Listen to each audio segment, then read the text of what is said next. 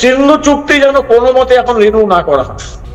পাকিস্তান আমাদের সিভিলিয়ানদের টার্গেট করবে, মারবে, আমরা পাঞ্জাব সিন্ধে আমরা শুকিয়ে মার, কোন মানে দয়া মায়া সহমর্মিতার দরকার নেই। কারণ পাকিস্তানকে বিশ্বাস করা একদম আর কোবরা বকরোর সঙ্গে বিছানায় শুয়ে থাকা একই ব্যাপার, যে কোনো সময় চলবে। পাকিস্তানকে কোন রকম দয়া মায়া নেই। সিমলা চুক্তি ওরা ভঙ্গ করে দিয়েছে, এবার কেন আমরা ঢুকবো না পাক অকুপাইড কাশ্মীর? আমরা দাবি করব একদম। এবং যদি একটা গুলি চলে, এবার পাক অকুপাইড কাশ্মীরে ভারতের ত্রিবর্ণ রঞ্জিত পতাকা উঠবে।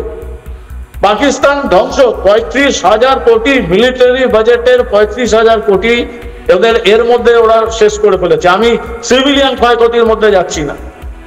2.5 লক্ষ কোটি টাকার বছরের বাজেট, তার মধ্যে 35,000 কোটি। এরা আবার যুদ্ধ স্বপ্ন দেখে, হাঁটু গেড়ে বসিয়ে দিয়েছি। এরপর আমরা ওই 71 যে ভুলটা হয়েছিল, হবে না, এইবার আমরা ওদের প্যান্ট গুলো খুলে নিয়ে আসবো।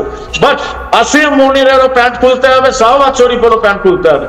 আর এই হাফিজ দাউদ আর মাসুদ আজহার, এদের আমাদের চাই, এর নিচে কোনো কথা হবে না। পাক অকুপাইড কাশ্মীর চাই।